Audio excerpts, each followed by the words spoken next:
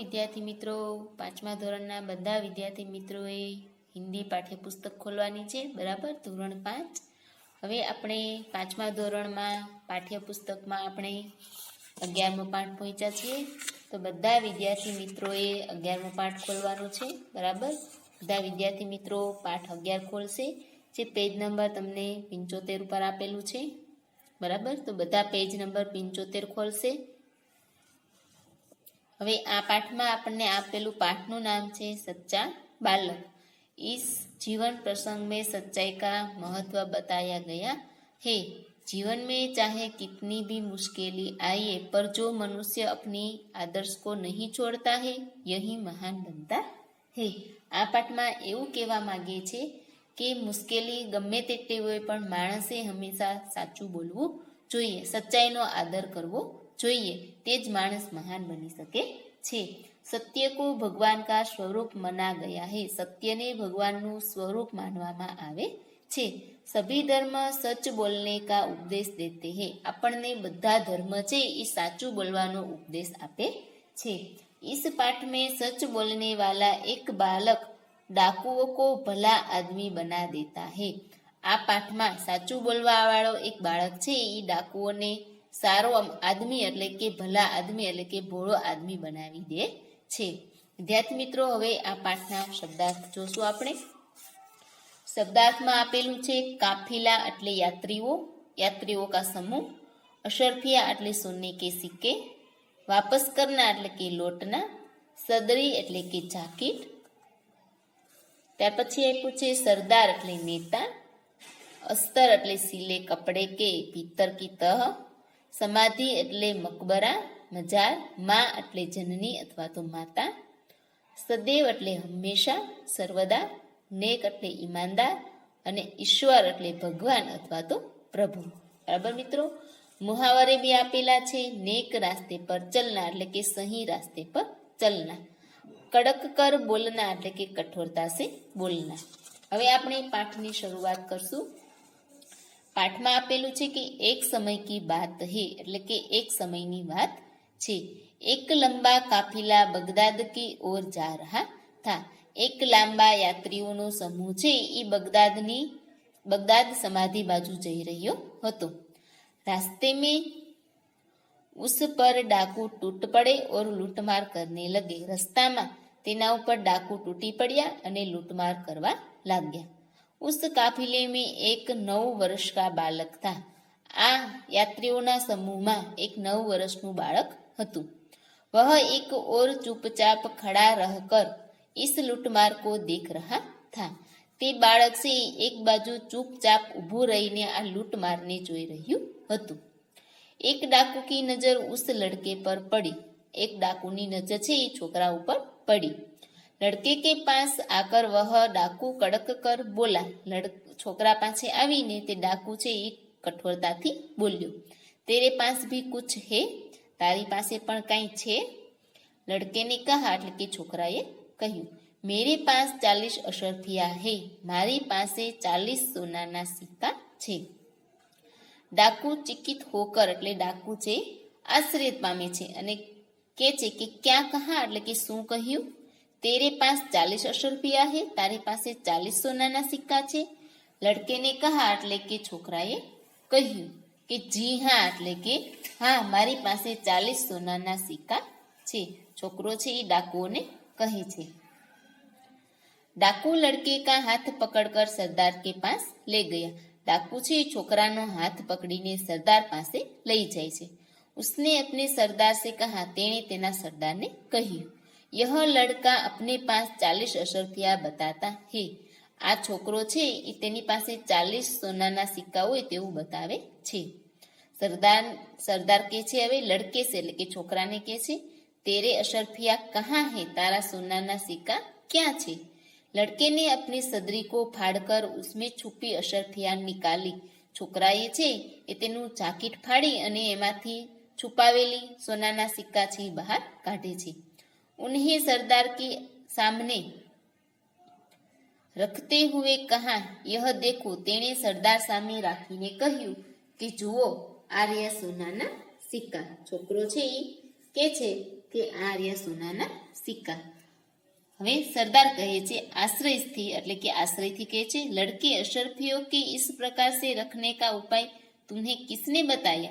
હવે સરદારજી છોકરાને કહે છે કે છોકરા આવી રીતે અશરફિયા છુપાવવાનું તને કોણે કહ્યું। लड़के ने कहा એટલે કે છોકરાએ કહ્યું मेरी माँ ने इनको सदरी के अस्तर में सी दिया था जिससे किसी को पता ना चले। છોકરો કહે છે કે મારી માએ આ જાકીટના અસ્તરના સિલાઈમાં સીવી દીધા હતા જેથી કરીને કોઈને ખબર ન પડે।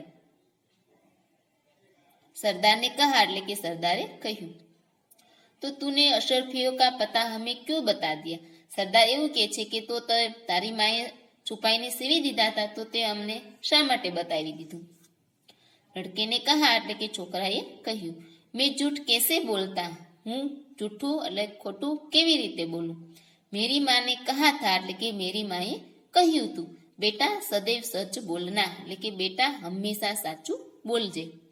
જૂઠ બોલના પાપ હે ખોટું બોલવું તે પાપ છે। સરદાર ડાકુ से सरदार जी डाकुओं કહે છે यह छोटा बच्चा अपनी माँ का इतना कहना मानता है कि ऐसे संकट में भी झूठ नहीं बोलता। સરદારજી ડાકુને કહે છે કે આ નાનું બાળક છે એ એની માનું એટલું કહેવું માને છે કે આવા સંકટના સમયમાં પણ તે ખોટું બોલતો નથી।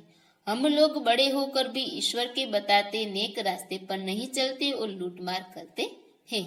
હવે સરદાર છે એ ડાકુને કહે છે કે આપણે મોટા હોવા છતાં પણ ઈશ્વરે બતાવેલા રસ્તા ઉપર નેક રસ્તા ઉપર એટલે કે ઈમાનદારીના રસ્તા ઉપર ચાલતા નથી અને લૂંટમાર કરીએ છીએ।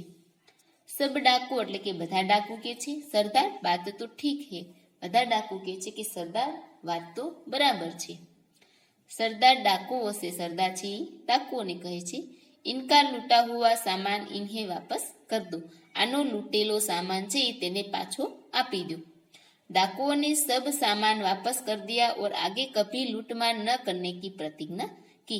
डाकुए બધો સામાન છે પાછો આપી દીધો અને આગળ ક્યારેય લૂંટમાર નહીં કરે તેવું સોગંદ ખાધા અથવા તો કસમ ખાધી એવી। सच बोलने वाले इस बालक का नाम अब्दुल कादिर था। સાચું બોલવા વાળો આ બાળક છે એનું નામ અબ્દુલ કાદિર હતું। बड़ा होकर यह बालक महान संत हुआ। મોટો થઈ અને આ બાળક છે એ મહાન સંત બને છે। उनकी समाधि बगदाद में है। तेनी समाधि बगदाद में छे। वहाँ प्रत्येक वर्ष बड़ी संख्या में लोग दर्शन के लिए जाते हैं। ત્યાં દર વર્ષે મોટી સંખ્યામાં માણસો છે એ દર્શન કરવા માટે જાય છે। લોકો દર્શન કરવા માટે જાય છે। હવે મિત્રો આ પાઠનું અભ્યાસ આપણે જોશું। અભ્યાસમાં આપેલું છે એસા ક્યો કહા એટલે પ્રશ્ન પૂછે છે કે આવું શા માટે કહ્યું। सरदार के पूछने पर लड़के ने कहा मेरे पास 40 अशरफिया है। આવું શા માટે કહ્યું તો કે लड़के से उसकी माँ ने कहा था बेटा सदैव सच बोलना झूठ बोलना पाप है। लड़के ने उसकी माँ की सीख मान ली थी। वह अपनी माँ के साथ कादिर करना नहीं चाहता था। इसलिए सरदार के पूछने पर लड़के ने साफ साफ बता दिया कि मेरे पास 40 अशरफिया है। बीजो प्रश्न है सरदार ने डाकुओं से कहा लूटा हुआ सामान वापस कर दो। सरदार ने आવું શા માટે કહ્યું તો કે लड़के ने अपनी माँ की सीख के अनुसार डाकुओं को साफ साफ बता दिया कि उसके पास 40 अशरफिया है। लड़के की यह ईमानदारी देखकर सरदार प्रतिभावित हुआ और लूटमार से उससे नफरत हो गई। इसलिए सरदार ने डाकुओं से कहा कि लूटा हुआ सामान वापस कर दो। दूसरो प्रश्न आपेलो छे मित्र पढ़िए और लिखिए। लड़का मेरे पास 40 अशरफिया है। आसमान में घनघोर बादल छाए है। माँ ने कहा था बेटा सदैव सच बोलना। हमेशा सत्य ही जीत होती है। हॉकी हमारा राष्ट्रीय खेल है। ત્રીજો પ્રશ્ન છે આપ અબ્દુલ કાદિર की जगह होते तो क्या करते। મિત્રો આ ત્રીજો પ્રશ્ન છે તમારે તમારી રીતે લખવાનો છે। તમારે તમારા વિચાર લખવાના છે। ચોથા પ્રશ્નમાં છે પઢીએ ઓર સમજીએ। એમાં આપેલું છે માં એની સામે આવશે બાપ, બડા તો છોટા, સચ તો झूठ, नेक तो बेईमानी, प्रसिद्ध तो अप्रसिद्ध, आज तो कल, पास तो दूर। ત્યાર પછી 5મો પ્રશ્ન આપેલો છે મિત્રો, સચ્ચા બાલક કહાની કા કથન એવ લેખન કીજીએ. સચ્ચા બાળકોનું વાર્તા કરવાની છે, જે આપણને અહીં પાઠ આપેલો છે તે જ રીતે આપણે લખવાનું છે. પણ આ રીતે આ સરદારને કહા, લડકાને કહા તે લખવાનું નથી, ડાયરેક્ટ આપણે કહાની લખવાની છે. ત્યાર પછી આપેલું છે, પઢકર પ્રશ્ન કે ઉત્તર દીજીએ. વાંચીને પ્રશ્નના ઉત્તર આપવાના છે. મિત્રો આ પેરેગ્રાફ વાંચવાનું છે અને એમાંથી આપણે આ પ્રશ્ન જવાબ આપવાના છે. જુઓ હવે આપણે પેરેગ્રાફ શેનો આપેલો છે, તો કે હિન્દી દૈનિક પત્રક છે અને આ પત્રક સમાચાર છે એ 28 अगस्त 2011 छपाયેલા છે. वडोदरा में पहली बार गणेश जी की मिट्टी की प्रतिमा स्थापित. वडोदरा उत्सव प्रिय नगरी वडोदरा में गणेश उत्सव की कुछ ही दिन शेष होने से शहर के छोटे मोटे युवक मंडलों द्वारा गणेश जी की प्रतिमा स्थापित करने के लिए तैयारियां शुरू कर दी गई है.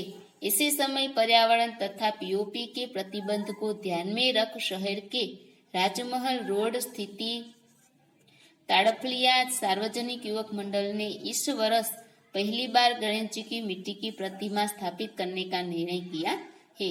ताड़फलिया युवक मंडल द्वारा प्रथम बार 22 फुट ऊंची तथा 800 किलो वजन की विशालकाय गणेश जी की प्रतिमा बनाने का बीड़ा उठाया गया है. प्रतिमा के निर्माण के लिए कोलकाता से विशेष मूर्तिकार तपन मंडल के कलाकारों को बुलाया गया है. यह कलाकार पिछले 1.5 माह से शहर को मेहमान बना है तथा शास्त्रोक्त विधि के अनुसार वह गणेश जी की मिट्टी की प्रतिमा को अंतिम रूप दे रहा है. મિત્રો હવે આ પેરેગ્રાફના આધારે આપણે પ્રશ્નના જવાબ આપશું. પેલું છે, અખબાર में छपा समाचार कब प्रसिद्ध हुआ है, तो कि अखबार में छपा हुआ समाचार 28 अगस्त 2011 छपा हुआ है. बीजू से समाचार की हेडलाइन पढ़िए. त्रीजू से समाचार किसके बारे में है, तो कि ત્રીજો પ્રશ્ન આપેલો છે, समाचार किसके बारे में है, तो कि समाचार वडोदरा में गणेश उत्सव के लिए तैयारी होने वाली गणेश जी की 22 फुट ऊंची और 800 किलो वजन की मिट्टी की प्रतिमा के बारे में है. चौथो प्रश्न से समाचार पत्र के संदर्भ में कोई 4 प्रश्न बनाकर उत्तर दीजिए. 4 प्रश्न बनावीने આપણે उत्तर આપવાનું છે. એમાં પહેલો પ્રશ્ન આપેલો છે, एक किस शहर का समाचार है, तो कि यह वडोदरा शहर का समाचार है. बीजो आपेलू छे, कौन से मंडल ने गणेश जी की प्रतिमा स्थापित करने का निर्णय किया, तो कि तांडफलिया सार्वजनिक युवक मंडल ने गणेश जी की प्रतिमा स्थापित करने का निर्णय किया. त्रीजो प्रश्न आपेलो छे, गणेश जी की प्रतिमा किससे बनाने का निर्णय किया है, तो कि गणेश जी की प्रतिमा मिट्टी से बनाने का निर्णय किया है. चौथो प्रश्न है, प्रतिमा निर्माण के लिए किसको बुलाया गया है, तो कि प्रतिमा निर्माण के लिए कोलकाता से विशेष मूर्तिकारों को बुलाया गया है. 5मो प्रश्न है, निम्नलिखित शब्दों के समानार्थी शब्द ढूंढिए. આપણે આના સમાનાર્થી શબ્દ બોલવાના છે. નગર તો કે શહેર, બડી તો કે બડી તો કે વિશાલકાર, ગણપતિ તો ગણેશ, ખાસ તો વિશેષ, અતિથિ તો કે મહેમાન, મૂર્તિ તો કે પ્રતિમા. બરાબર મિત્રો, હવે આપણે આ પાઠનું સ્વાધ્યાય જોશું. સ્વાધ્યાયમાં આપેલું છે, પ્રશ્નો કે ઉત્તર દીજીએ. काफिला कहाँ जा रहा था, तो कि काफिला बगदाद जा रहा था. बीजो प्रश्न है, बालक की उम्र कितनी थी, तो कि बालक की उम्र 9 साल की थी. तीजो प्रश्न है, लड़के के पास कितने अशर्फिया थी, तो कि लड़के के पास 40 अशर्फिया थी. चौथो प्रश्न है, लड़के ने अशर्फिया कहाँ रखी थी, तो कि लड़के ने अशर्फिया अपनी सदरी के अस्तर में रखी थी. 5मो प्रश्न है, लड़के की माँ ने उसे क्या सीख दी थी, तो कि लड़के की माँ ने उसे हमेशा सच बोलने की सीख दी थी.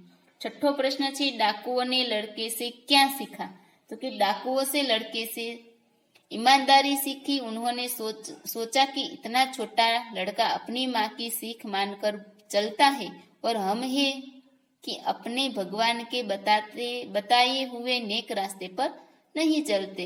उस दिन से उन्हें लूटमार करना छोड़ दिया और नेक रास्ते पर चलने की प्रतिज्ञा ली। 7वां प्रश्न से सच बोलने वाला बालक कौन था? तो कि सच बोलने वाला बालक अब्दुल कादिर था। अब्दुल कादिर की समाधि कहाँ है? तो कि अब्दुल कादिर की समाधि बगदाद में है। बीजो प्रश्न से सही जोड़े मिलाइए और वाक्य प्रयोग कीजिए। जोड़ मिलावी અને વાક્ય બનાવવાનું છે।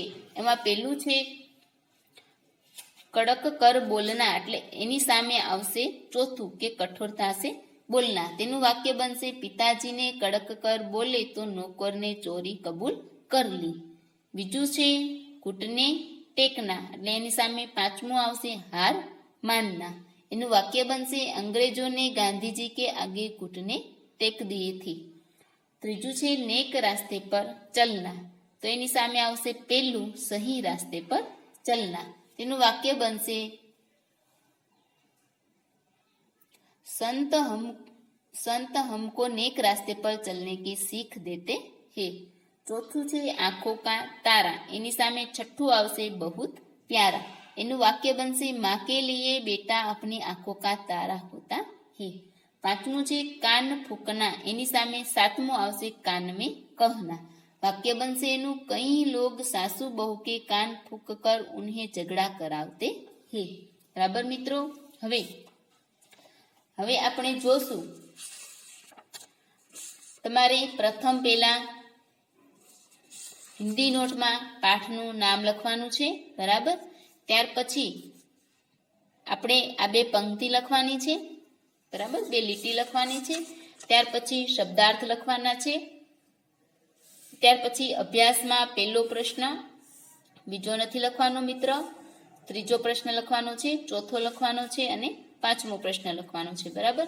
ત્યાર પછી આપણે આ છે પ્રશ્ન જવાબ લખવાના નથી, કારણ કે તમને આ પેરેગ્રાફ આપેલો હશે જેમાંથી તમારે જવાબ ગોતી અને લખવાના રહેશે। ત્યાર પછી સ્વાધ્યાયમાં પહેલો પ્રશ્ન લખવાનો છે અને બીજો પ્રશ્ન લખવાનો છે, બરાબર મિત્રો। આટલું તમારે હિન્દી નોટમાં સારા અક્ષરે લખવાનું છે। અને આવતા વિડીયોમાં આપણે 12મો પાઠ જોશું, જેનું નામ છે દુમદુમા ગાંવ કે બચ્ચે। તો વિદ્યાર્થી મિત્રો બધાએ 11મો પાઠ એકવાર વાંચી લેવાનો છે, બરાબર। અને તેનું હોમવર્ક પણ તમને વોટ્સઅપમાં આવી જશે, તે રીતે તમારે લખવાનું છે, બરાબર મિત્રો। આવતા વિડીયોમાં આપણે દુમદુમા ગાંવ કે બચ્ચે પાઠ ચલાવીશું। Thank you.